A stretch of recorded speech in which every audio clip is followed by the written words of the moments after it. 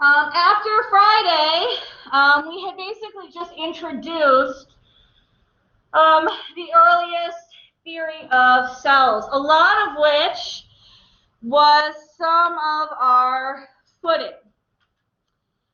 So what are some basic theories of a cell pieces that we picked up? And we also talked a little bit about the upper and lower limits of a cell. And that was exactly where we left off, right? How big can a cell be, right? Basically, it can't be too big to feed itself. Okay, and how small can it be, right? It can't be so small, right, that we pull that cell membrane, that bag around it, so tight that we squish out all of the insides.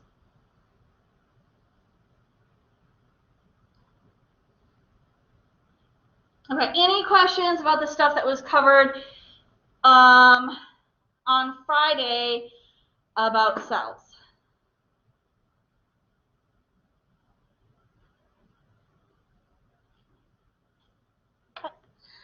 So, as we think about what it means to be a cell, we've covered this a little bit before when we talked about our different houses that we were going to talk about. So again, here's a little bit of solid footing. And remember that there's several pieces that all cells have to have in order to be a cell. Okay, so we've talked about this before. Okay, needing to have that plasma membrane, or a cell membrane. Okay, right, the bag, the little grocery bag around which it sort of contains and protects everything that's inside the cell. All right, we also know some of these other pieces. Okay, we've got been gaining pieces without realizing it. Okay, so bullet 1A, okay, the fact that it's a phospholipid, we picked that up in our last unit. Okay, so remember a phospholipid, okay, is a type of lipid, right, that has that phosphate head.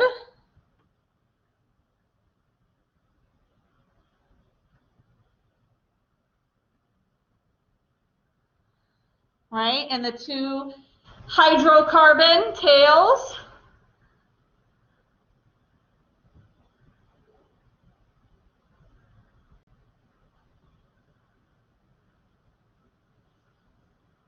Okay.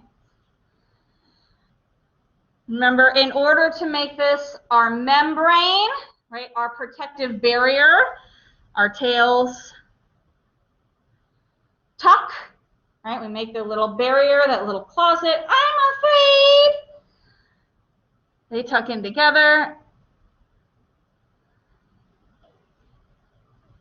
And that's what we see here.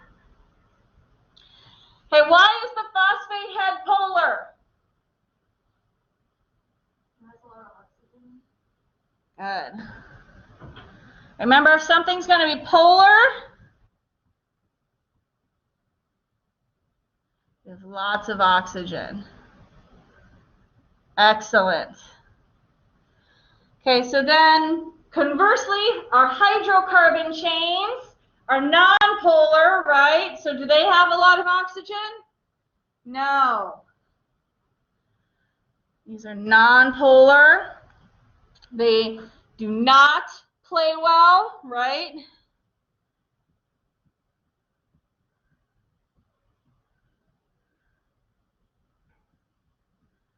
So we have few, if any, oxygen. Okay, so that's familiar. Okay, we talked about this when we talked about lipids, so now we're just picking that up from our biomolecule section. We're going to attach that in. Okay, this is now knowledge we know. We're going to insert that in. Nice familiar territory. So the only brand spanking 100% new thing then is 1B. Okay, kind of up to this point, we talked about this whole thing being functioning as a barrier, and that's still its main goal. Okay, it's going to keep the mean, gross, nasty things out. As our goal is to protect us, or the cell as appropriate. But we call this ultimately selectively permeable. Okay, so permeable means to pass. And of course, selectively means it's picky. Okay, so we'll end up talking about this in a heartbeat, and we talked about this a little bit when we talked about the upper limit, right? How big can a cell be, right? But in the end, right, as much as it's going to act as a barrier, we don't want to let everything through, okay? Some things do need to come through, right? Food needs to come in, a cell's got to eat, okay, and waste needs to leave, or we'd accumulate so much we'd turn into a garbage truck. Okay, so a cell's got to poop. Okay. So when we say selectively permeable, what we mean is we need to allow the things that we need or want to pass to come in and out. Okay, but we need to largely block everything else. Okay, it's kind of like your house. Right? The walls and doors and windows of your house keep 90% of it out, keeps the cold out and the dust out and the icky bugs out. But the stuff that you want to let through, like you, right, and your friends, okay, and you can open the windows and get the screen air in and stuff every once in a while, okay? The cell membrane works a lot like that.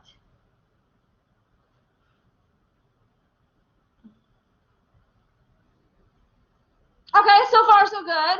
Not too bad. Any questions so far?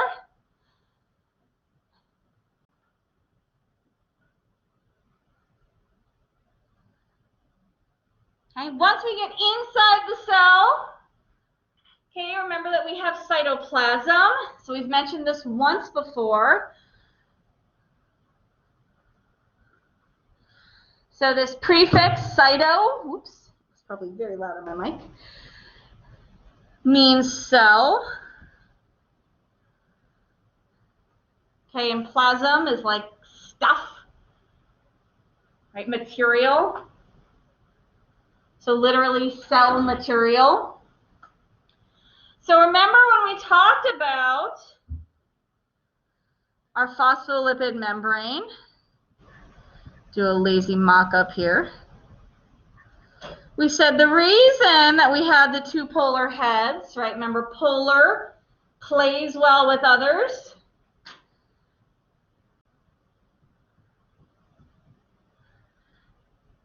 Is because outside of the cell was wet.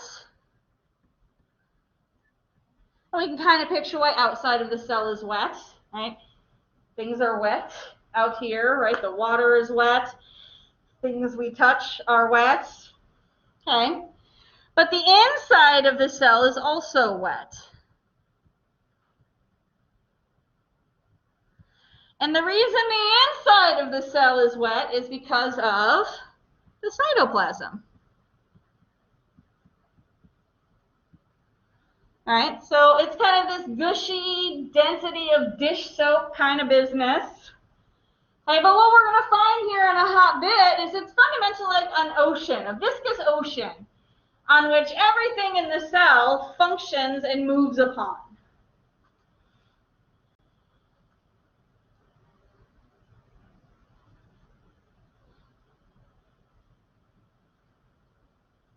And floats within. And works with that ocean analogy. Okay, so this is the wet stuff inside our cell. Kind of like the wet stuff inside your body. Okay, so cell stuff. Good so far? No. Okay, now very generally, and we'll look at these in detail in a bit, but we have organelles. Okay, and again, we can break this word down. Beep, beep, beep, beep, beep, beep, beep. Okay, so literally organ, the way we picture it, right? Liver, heart, kidneys, okay? So structures inside the cell that perform a task. Okay? Each structure is going to have a different task, all of which help keep the cell alive and growing, just like your organs. Keep you alive and growing. Okay, this L bit just means small. So they're basically small organs. But other than that, they do kind of more or less what you'd picture an organ to do. And we're going to go through a whole bunch of different ones and look at, well, what exactly are some of these organs. Right, but very generally, an organ's an organ. Hey, they're going to remove waste, break down food, right, give you energy. Okay, all the things that your stomach and intestines and heart and all those delicious things do. Just miniature.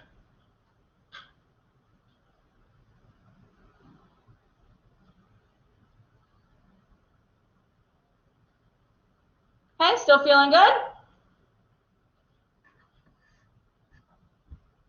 Okay, and last but not least, okay, DNA. Okay, and this is again familiar. We talked about this what feels like many moons ago now. Okay, but that biological immortality, right? A compound on which genetic material exists.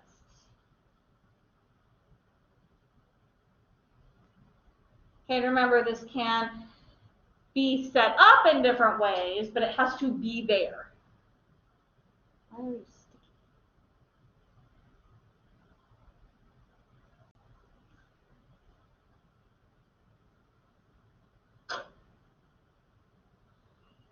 Okay, any questions about the core components that all cells have to have?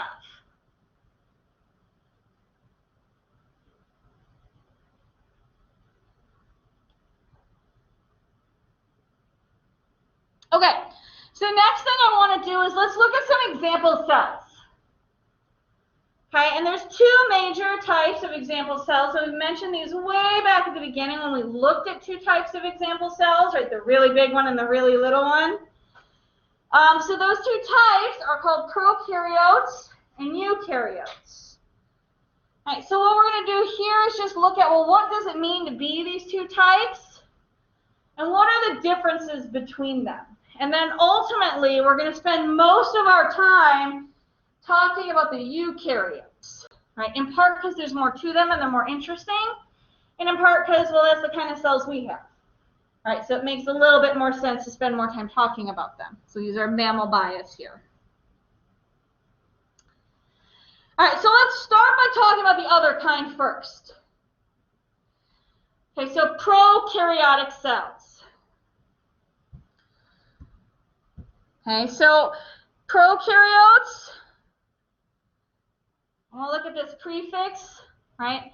Like prototype, right, is like an early type of something. So prokaryote is like an early type of cell. Okay. Most of the cells we identified under this originally fall under that. Oftentimes, this is types of bacteria. Okay, both the kind that cause disease and then the benign kind, right? The ones that are just hanging out on your skin, living their best life. This also includes other single-celled organisms, right? Like the kind that free swim, living their best life in the water. Right? So a lot of these are just single-celled organisms living their best life. Right, so if we were to be able to look at these guys, what would we see? Okay, the first thing that we would see is that generally, that even for a cell, okay, is that they're quite small. Okay, we'll compare these to the eukaryotes in a minute, so you'll see what I mean by that. But we literally mean 1 to 3 orders of magnitude smaller. Okay. We see that they have a cell wall. Okay, and that cell wall, okay, so this is in addition to the cell membrane, right? Because all cells have to have a cell membrane. So around the cell membrane, we have an additional barrier called the cell wall. And then that cell wall is also covered by what's called a sticky capsule. Okay, so another layer of protection, like fly tape. Okay, so this guy basically has 3 layers of protection around him. Some medieval armor. Okay, and this makes sense, right? Most of these guys live in some tougher environments. Oh, rude. Let's try that again.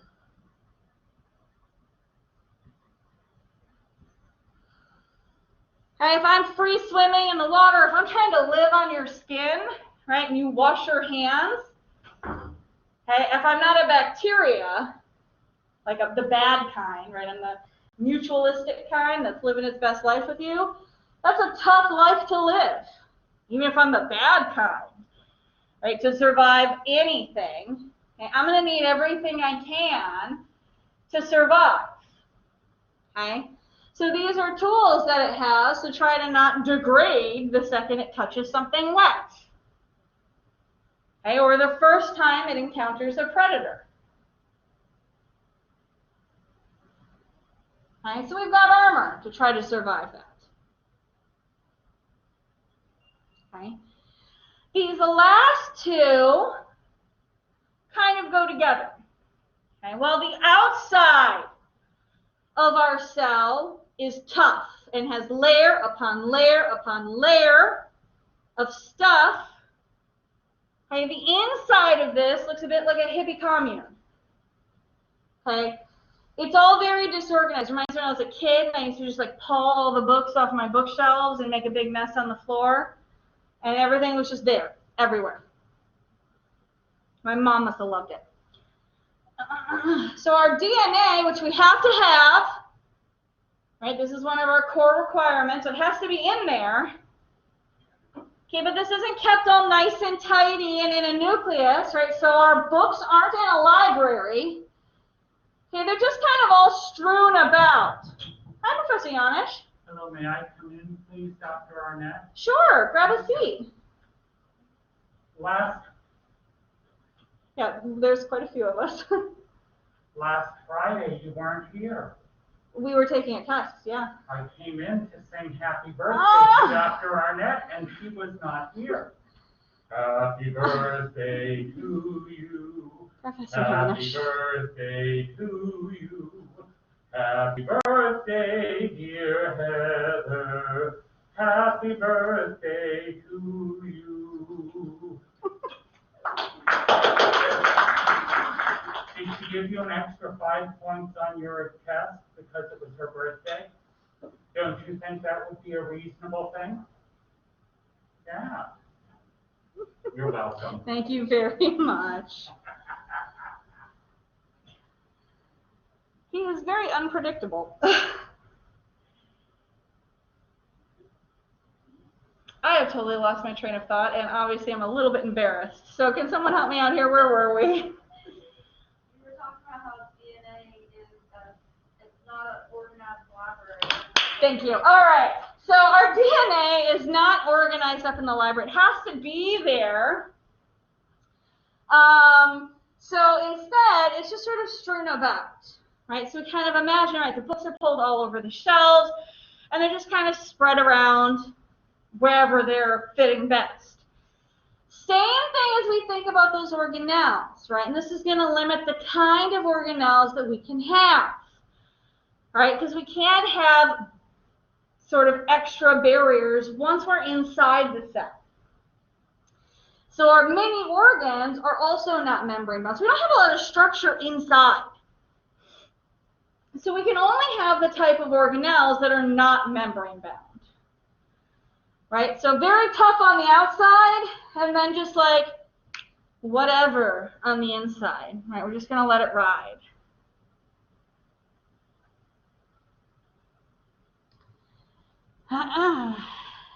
All right. Any questions about our prokaryotic cells and what we can expect there? Let's compare that to our eukaryotic cells. So eukaryotic, these are going to be the kind of cells we have, and they've been named just as selfishly. So our prefix here, eu, literally means true. Not my favorite prefix. You will see this come up a lot in some of your other classes as well. This does not mean these are false cells, right? This is mammal bias, right? Because these are the cells we have, right? So they're more like true meaning us, our, right? The best. Right, so what do we see when we see these? All right, so we can see here, right, that they're much bigger cells. Whether they're single-celled organisms, right, so something maybe like a fungi, okay, or okay, whether they're multicellular. Okay, something like you and I, a plant, a cat, whatever. Okay, and much, much bigger, right? Okay, on a cellular scale, much bigger, right? An order or two of magnitude.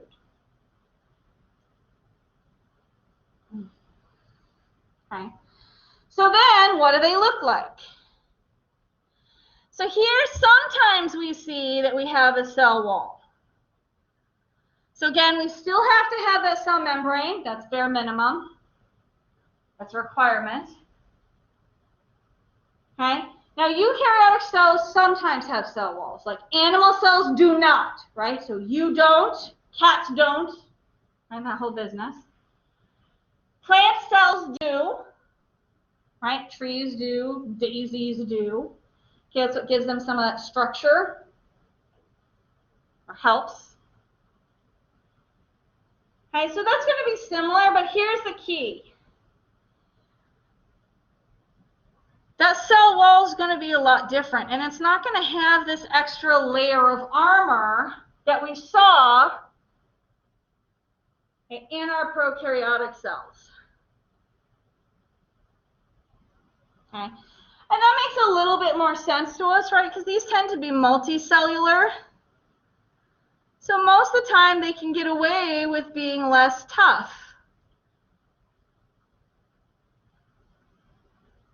Okay. They're not going to be exposed to the skin on your arm, right? They're not fighting a war, right? Fighting for survival, at least in the same way, right? Several of these are going to be things like your liver cells and your eye cells. Those probably do not need cell walls, right? So they don't need to be as tough, at least on the outside. Okay, now, once we get on the inside, okay, we see that we are much more structured. Okay, so our DNA is in a nucleus, right? The books are in a library. And our organs, right, our little organelles are membrane bound. So we have a lot more structure. That's not going to fit, right? Which is also going to allow for more specialization.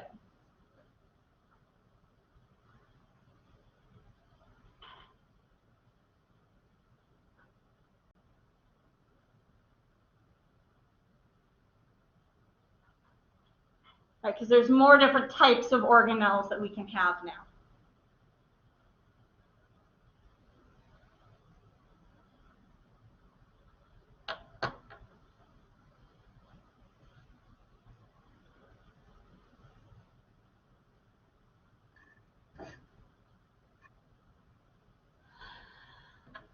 So here's an example of our prokaryote.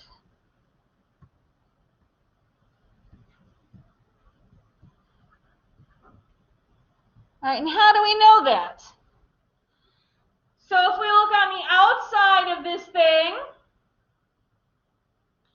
all right, we can see things like the extracellular wall. Here we have plasma membrane. That's in the orange. Okay, the white and yellow then is the cell wall. And the outside yellow layer, sort of the fingery bits, okay, that's that sticky capsule. Okay, so here we see this 3-layered armor.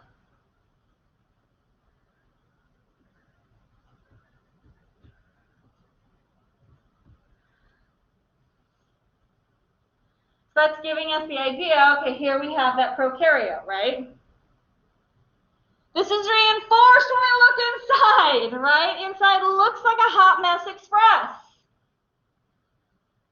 So here in the purple, okay, we have that DNA. Okay, but it's just sort of like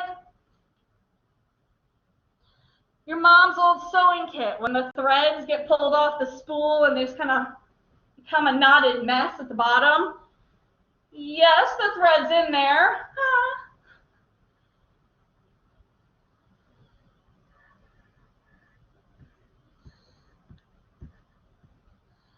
And you can see here, okay, the little baby poop green dots going around. Okay, these are some of the organelles. Okay, in particular, these are ribosomes.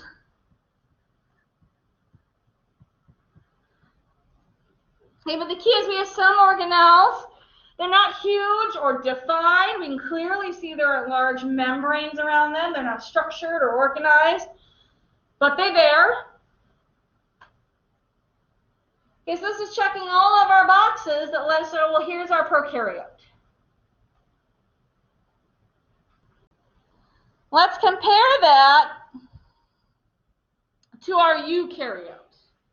Now I've chosen an animal cell here, so this has no cell wall.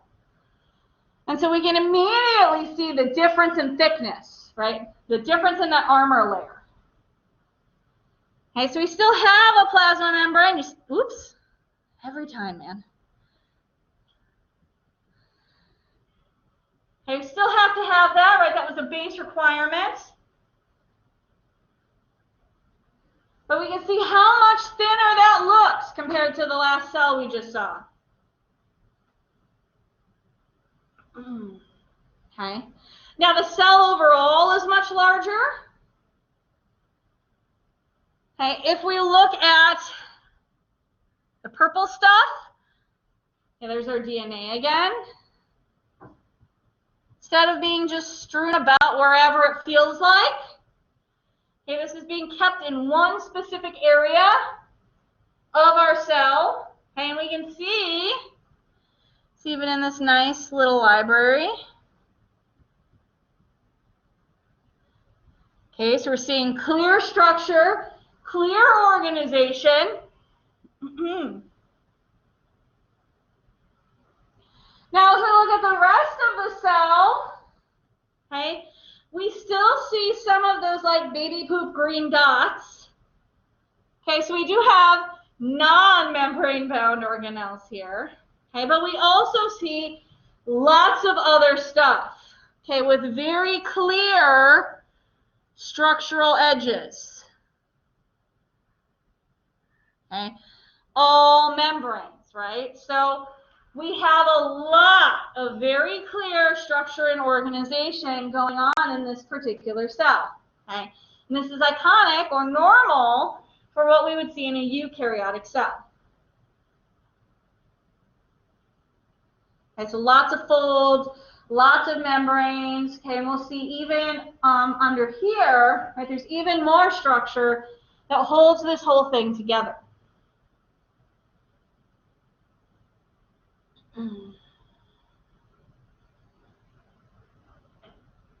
Okay, so the difference between a prokaryotic and a eukaryotic cell, very clear. Kind of know what our expectations would be between the two.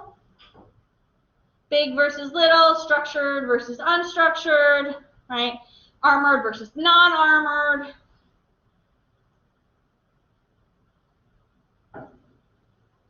That's some Monday blues. Okay. Was not ready for this. Oh, flustered now.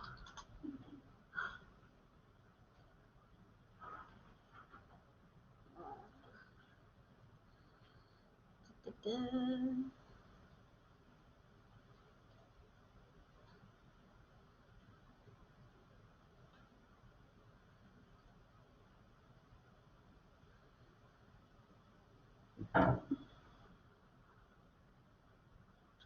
right, let's try a Menti with this. Okay, remember you want to go to menti.com or the app if that's your jam. Once you get there, you'll get a code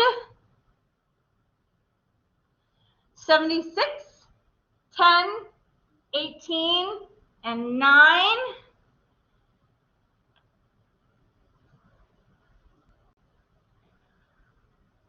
Okay, and want to think by looking at these, which is the best choice?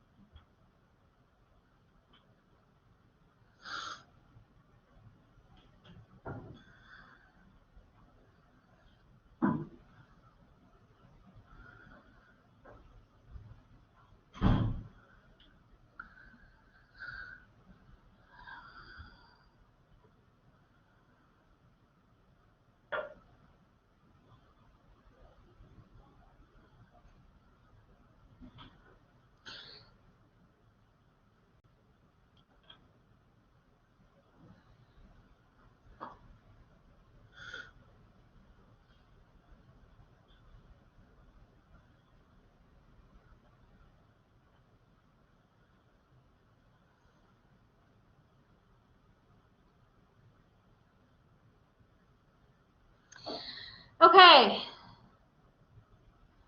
What does the nucleus do?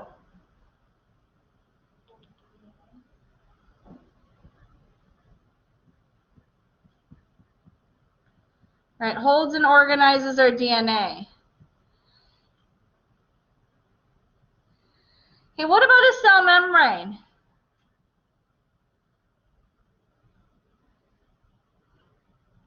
Like, do we have to have that? Right?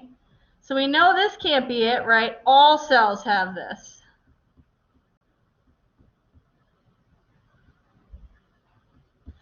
Okay, so this leaves a cell wall and organelles without a membrane. Okay, so let's look at, again, our least popular answer first. Okay, do eukaryotic cells have a cell wall?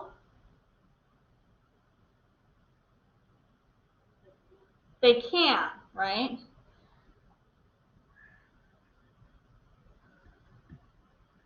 Okay. How does this cell wall look different than the one from the prokaryotes?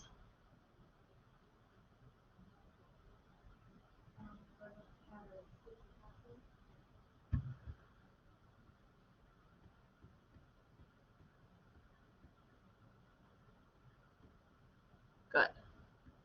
All right, so if I'm a plant cell, right, a cell wall would be a totally reasonable thing to have. Okay, that would be a standard eukaryotic item. Okay, as long as, right, I don't have that extra layer of armor on there. Okay. What about this one? Okay. What do most of my organelles have? Now we do want to be a little careful here and note that this is most. Oops, sorry about that.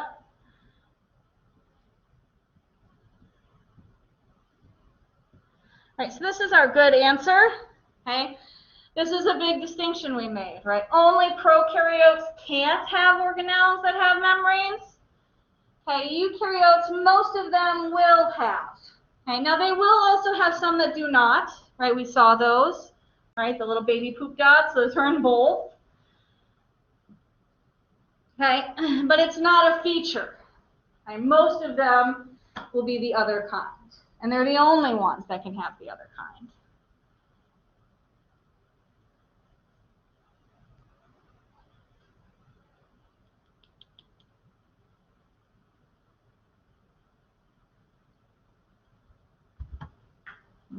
Heart, will you leave me alone?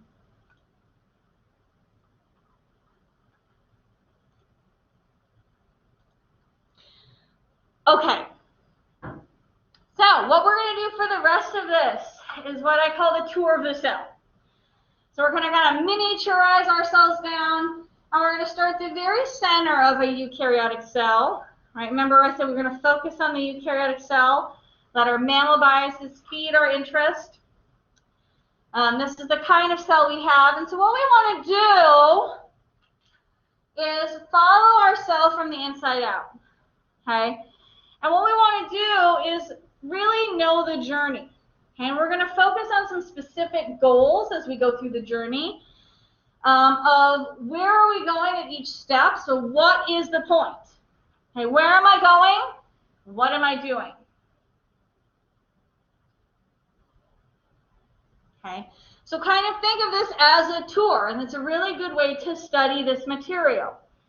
Right? Can you go from one stop to the next and say, right, here's where I am, this is what I did, and then I went to this next place, and then we did this. Right? And it's kind of a really great way to think about it. And most of the time, you're taking things from one place to the next. So we're going to start at the very center, the deepest part of our cell, and work our way out. Right? So we're going to start at that nucleus.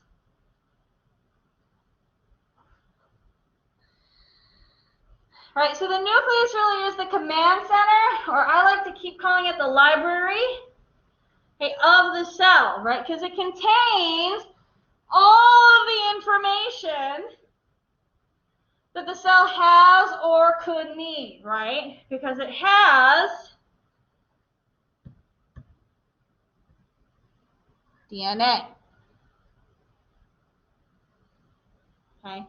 So remember when we first talked about this, right, that DNA contains all of that information that's important to cells, right, contained on genes. Remember, genes code for things. Okay, and these things can be how tall you are, what color your hair is, right, how to make a heart. Okay, genes code for that. Okay, so DNA ultimately controls, in some way, partly, everything from growth to reproduction. Okay, like a library, that information is in there. Okay, instead of being in a chapter in a book, right, it's in a gene on a chromosome. Remember, chromosomes are the functional units of DNA. Just like a book, right, is a functional, it's a tangible piece of all of the information in the library.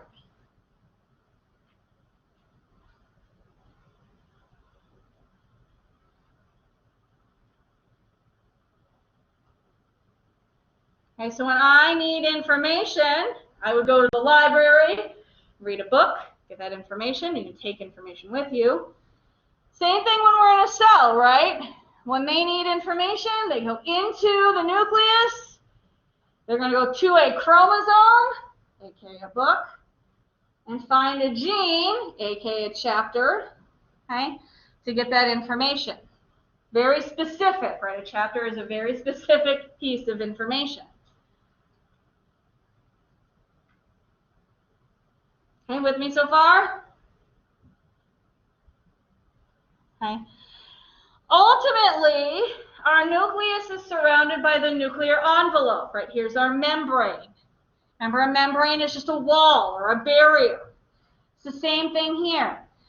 All right, so if we think about our DNA, okay, being wrapped up safe in the nucleus, right? Our books are being kept safe in the library. Okay, our library needs to have walls.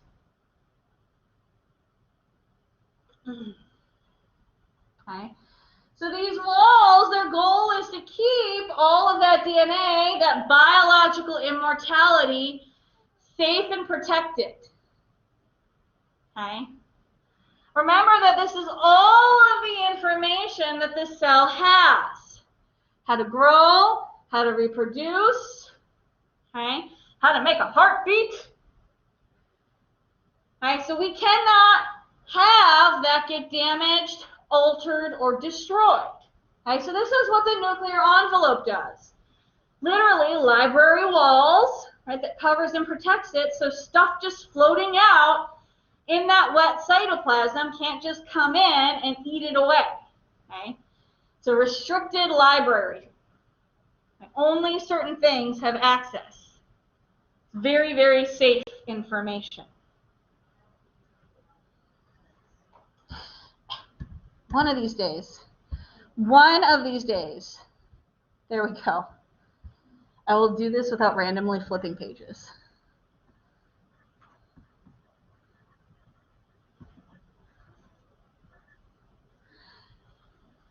Okay.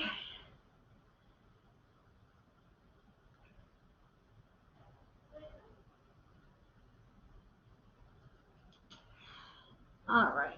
So, teacher's question is, I'm right? Yes. Teacher's question is up. All right, please make sure you fill out your Socrative. And please make sure that you do the Socrative last name, first name. Please and thank you. Yes, if you guys are still not doing that, please be cognizant that you fill out your Socrative, your last name, comma, first name. Right? If you do not do this, your name will be sorted improperly, okay, and you may be counted absent for the day.